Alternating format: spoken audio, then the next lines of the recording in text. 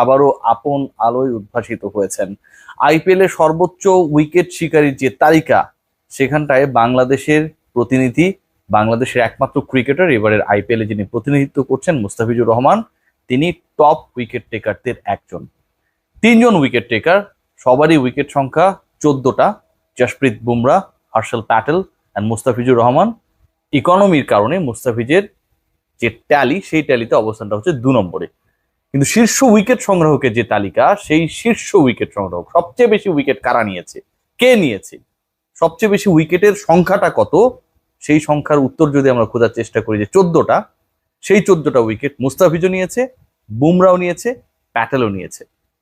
IPL এর মতো mega franchise আসরে, যেখানটায় রানস, যেখানটায় উইকেট পেতে বোলারদের বেগ পেতে হয়, বোলারদের বাঁচানোর জন্য আকুতি জানিয়েছেন ইন্ডিয়ান ক্রিকেটের লেজেন্ডারি অনেক ব্যক্তিত্ব, সেই জায়গায় বাংলাদেশের অচল মুস্তাফিজ, বাংলাদেশে যেই মুস্তাফিজকে বাদ করতে হয়, বাংলাদেশের যেই মুস্তাফিজকে শ্রীলঙ্কার মতো দলের এগেনস্টে স্ট্রাগল করতে হয়, বাংলাদেশের যেই মুস্তাফিজের বেস্টটা আমার কোচ, ক্যাপ্টেন, ম্যানেজমেন্ট বের করতে পারে না, সেই তিনি সবচেয়ে কম্পিটিটিভ ক্রিকেট টুর্নামেন্টে তার লাস্ট ম্যাচ খেলার আগে উইকেট সংখ্যায় সবাইকে ছাড়িয়ে, উইকেট সংখ্যায় টপ যে অবস্থানটা, সেই অবস্থানটায় যৌথভাবে 14 উইকেট নিয়ে বাংলাদেশের প্রতিনিধিত্ব করছেন।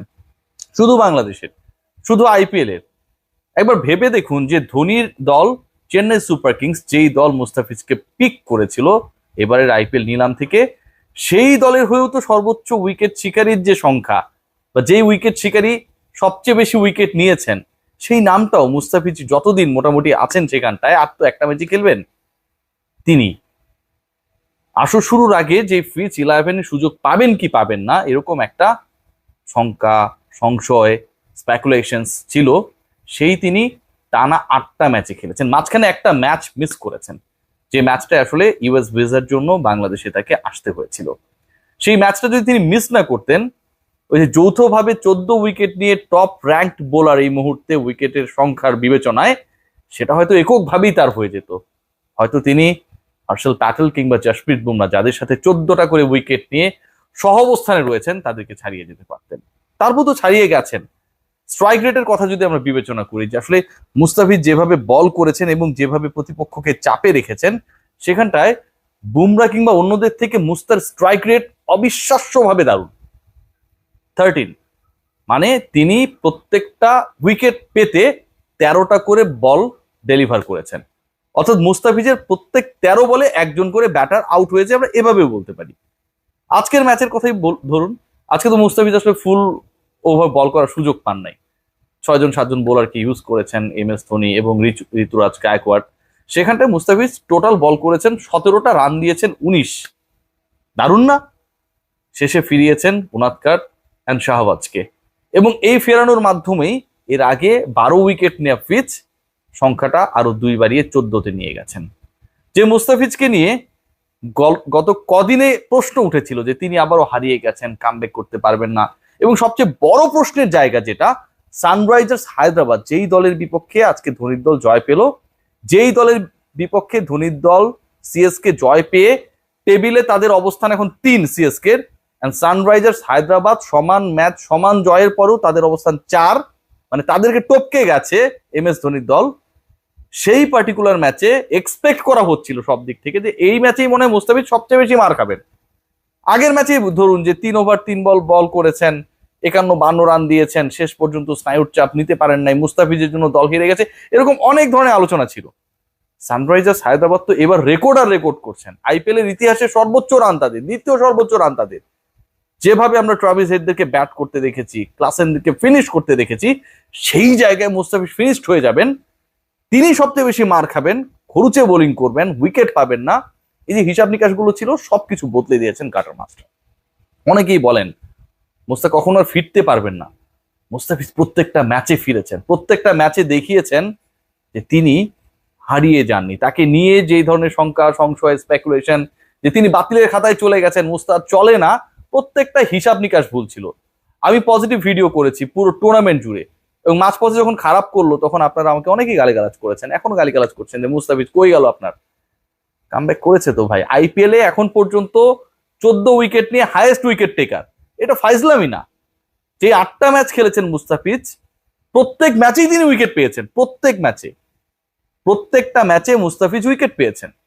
জসপ্রীত বুমরার সাথে তুলনা চলে তো, তাই না? জসপ্রীত বুমরা 1-এ, মুস্তাফিজ 2-এ, ওই যে ইকোনমির হিসাবটা করলাম, সেই সংখ্যাও তাকে কাটিয়ে যেতে পারতেন। একটা ম্যাচ বুমরা মুস্তার থেকে বেশি খেলেছেন। মুস্তা যত বল করেছেন এবারের আইপিএল, আমি বলছিলাম যে আসলে প্রতি 13 বলে একটা করে উইকেট নিয়েছেন, সেই জায়গায় জসপ্রীত বুমরা তিনি বল করেছেন 36 ওভার, মুস্তা বল করেছেন 30 ওভার 2 বল। মানে জসপ্রীত বুমরা এবারের আইপিএল এ মুস্তার সমান উইকেট নিয়েছেন ঠিকই, কিন্তু বল করেছেন মুস্তার থেকে 34টা বেশি, 5 ওভার 4 বল বেশি বল করেছেন।